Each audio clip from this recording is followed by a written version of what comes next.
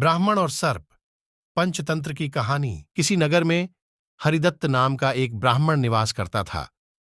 उसकी खेती साधारण ही थी, अतः अधिकांश समय वह खाली ही रहता था।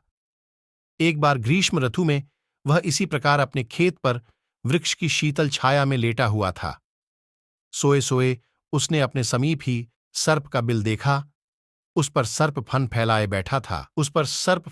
बैठा था। उसको देखकर वह ब्राह्मण विचार करने लगा कि हो न हो यही मेरे क्षेत्र का देवता है। मैंने कभी इसकी पूजा नहीं की, अतः मैं आज अवश्य इसकी पूजा करूंगा। यह विचार मन में आते ही वह उठा और कहीं से जाकर दूध मांग लाया। उसे उसने एक मिट्टी के बर्तन में रखा और बिल के समीप जाकर बोला, हे क्षेत्रपाल, आज तक मुझे आपके विषय में मालूम नहीं था, इसलिए मैं किसी प्रकार की पूजा अर्चना नहीं कर पाया। आप मेरे इस अपराध को क्षमा कर मुझ पर कृपा कीजिए और मुझे धन धान्य से समृद्ध कीजिए। इस प्रकार प्रार्थना करके उसने उस दूध को वहीं पर रख दिया और फिर अपने घर को लौट गया।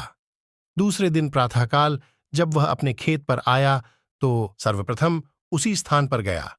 वहां उसने देखा कि जिस बर्तन में उसने दूध रखा था उसमें एक स्वर्ण मुद्रा रखी हुई है। उसने उस मुद्रा को उठाकर रख लिया।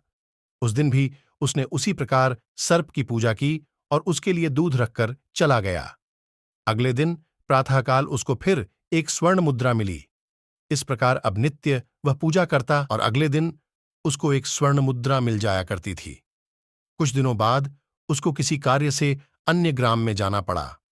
उसने अपने पुत्र को उस स्थान पर दूध रखने का निर्देश दिया। तदनुसार उस दिन उसका पुत्र गया और वहां दूध रखाया। दूसरे दिन जब वह पुनः दूध रखने के लिए गया तो देखा कि वहां स्वर्ण मुद्रा रखी हुई है।